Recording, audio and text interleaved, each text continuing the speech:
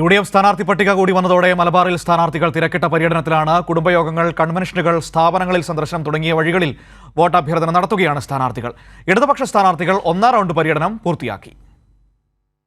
Kasaragod parliament മണ്ഡലം LDF സ്ഥാനാർത്ഥി MV Balakrishnan master Delampady പഞ്ചായത്തിലാണ് പര്യടനം നടത്തുന്നത്. ബന്തെടുക്കയിൽ നിന്ന് തുടങ്ങി അടുക്കത്ത് സമാപിക്കും. രക്തസാക്ഷികളുടെ വീടുകൾ അദ്ദേഹം സന്ദർശിച്ചു. LDF മഞ്ചേശ്വരം നിയമസഭാ മണ്ഡലം കൺവെൻഷൻ വൈകുന്നേരം കുമ്പളയിലും കാസർഗോഡ് നിയമസഭാ മണ്ഡലം കൺവെൻഷൻ ചെർക്കളയിലും നടക്കും. UDF പാർലമെന്റ് മണ്ഡലം കൺവെൻഷൻ കാഞ്ഞങ്ങാട് മുസ്ലിം ലീഗ് സംസ്ഥാന പ്രസിഡന്റ് സാദിഖ് അലി തങ്ങൾ ഉദ്ഘാടനം ചെയ്തു. BJP സ്ഥാനാർത്ഥി ML അശ്വിനി കല്യാശ്ശേരിയിലാണ് പര്യടനം നടത്തുന്നത്. കണ്ണൂർ ലോക്സഭാ മണ്ഡലം LDF സ്ഥാനാർത്ഥി MV ജയരാജൻ ഇന്ന് അഴീക്കോട് നിയോജക മണ്ഡലത്തിലാണ് പ്രചാരണം നടത്തുന്നത്. ചാലാട് ടൗൺ, കക്കാട്, കുഞ്ഞിപ്പള്ളി, കണ്ണാടിപ്പറമ്പ് തെരു എന്നിവിടങ്ങളിൽ സ്ഥാനാർത്ഥിയെ ആനയിച്ച് റോഡ് ഷോ നടന്നു. സ്ഥാപനങ്ങളിലും വ്യക്തികളെയും സന്ദർശിച്ച് MV ജയരാജൻ വോട്ട് അഭ്യർത്ഥിക്കുകയാണ്.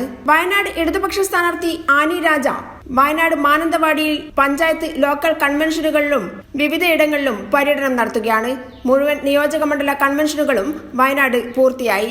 വടകരയിൽ കൂത്തുപറമ്പിലാണ് KK ശൈലജ ടീച്ചർ ഇന്ന് രാവിലെ മുതൽ പ്രചാരണം നടത്തുന്നത്. വൈകുന്നേരം പേരാമ്പ്ര, കുറ്റ്യാടി മണ്ഡലങ്ങളിലെ കൺവെൻഷനുകളിൽ ഇടതുപക്ഷ സ്ഥാനാർത്ഥി പങ്കെടുക്കും. കോഴിക്കോട് ഇടതുപക്ഷ സ്ഥാനാർത്ഥി എളമരം കരീം ഇന്ന് കോഴിക്കോട് കുറ്റിച്ചിറ ഭാഗങ്ങളിലും സൗത്ത് മണ്ഡലത്തിലുമാണ് പര്യടനം നടത്തുന്നത്. വിവിധ സ്ഥാപനങ്ങളിലും വ്യക്തികളിലും കുടുംബയോഗങ്ങളിലും അദ്ദേഹം പങ്കെടുക്കുന്നുണ്ട്. മലപ്പുറം LDF സ്ഥാനാർത്ഥി V വസീഫ് വള്ളിക്കുന്ന് മണ്ഡലത്തിൽ പ്രചാരണം നടത്തുകയാണ്. വൈകിട്ട് അദ്ദേഹം റോഡ് ഷോയിൽ പങ്കെടുക്കും. UDF സ്ഥാനാർത്ഥി ET മുഹമ്മദ് ബഷീർ വിവിധ കൺവെൻഷനുകളിലും കുടുംബയോഗങ്ങളിലും പങ്കെടുക്കും.